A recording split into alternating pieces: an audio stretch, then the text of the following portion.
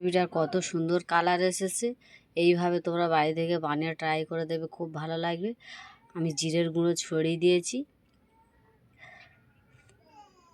আমার ভিডিওটা দেখে লাইক কমেন্ট শেয়ার করে দেবে। আসসালামু আলাইকুম, আল্লাহ হাফেজ। আসসালামু আলাইকুম। আজকের আমি পুকুর থেকে এই মাছগুলো ধরে এনেছি। এই মাছের একটা রেসিপি বানাবো। পুরো ভিডিওটা তোমরা দেখতে থাকুন। জেতা মাছগুলো এতে লেবে নেব।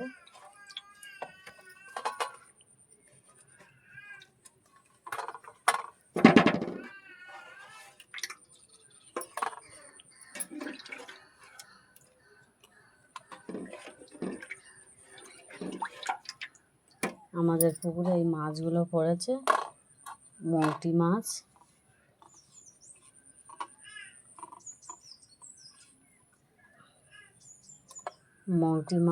পোনা মাছ, সিলভার মাছ।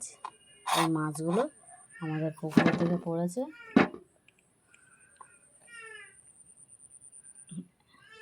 এখনো জ্যান্ত,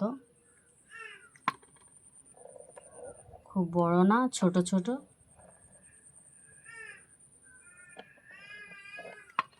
আমি মাছগুলোকে কুটে নিয়ে ধুয়ে ধায়ে এনে রেসিপিটা বানাবো। তোমরা পুরো ভিডিওটা দেখতে থাকো। বন্ধুরা, এই মাছটা আমি আমাদের পুকুরে এই মাছগুলো ধুয়ে পরিষ্কার করতে গিয়ে এই মাছটা জালে পড়েছে। এটাও দিয়ে দেবো। কত বড়, এখনও জ্যান্ত আছে। এটাও এই মাছের সাথে রেসিপিটা আমি বানাবো।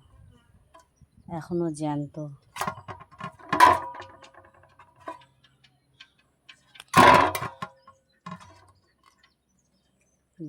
আছে এখনো। কত বড় এই কই মাছটা, অনেক বড়।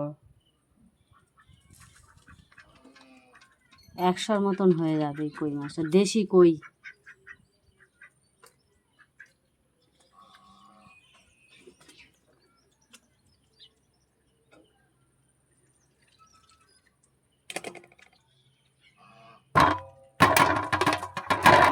জ্যান্ত।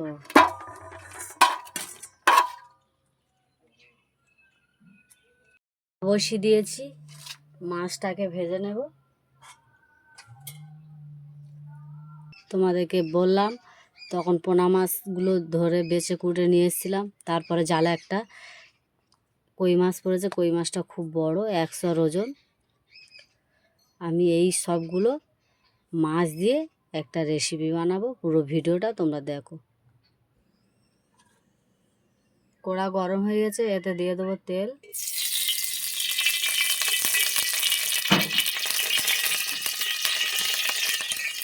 মাছগুলো সব দিয়ে দেবো। মাছগুলো উল্টে দেবো।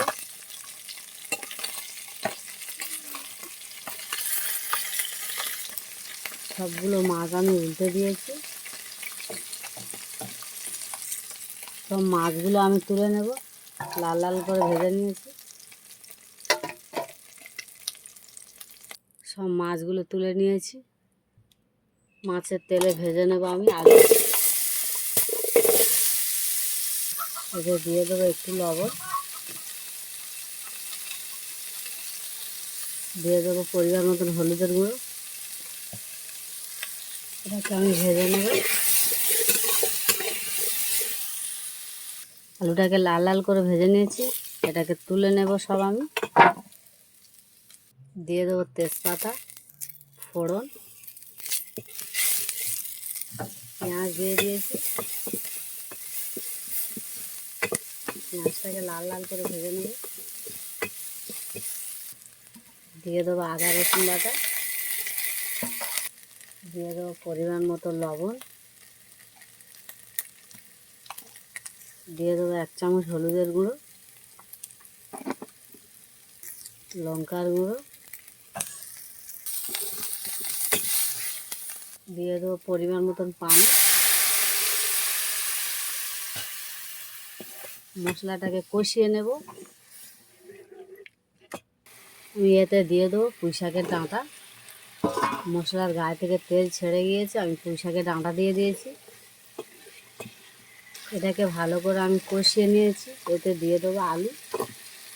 আলু দিয়ে দিয়েছি। এটাকে আরও 5 মিনিট আমি কষাবো। আমি এটাকে ভালো করে কষিয়ে নিয়েছি। এতে একটু পানি দিয়ে দেবো, দিয়ে আরও একটু কষাবো। 5 মিনিট আরও কষাবো।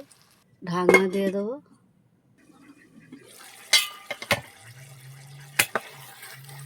আমি এটা ভালো করে কষিয়ে নিয়েছি। এতে পানি দিয়ে দেবো।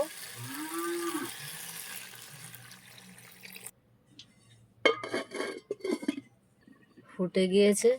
এতে ভেজে রাখা মাছটা দিয়ে দেবো। ভেজে রাখা মাছটা দিয়ে দেবো।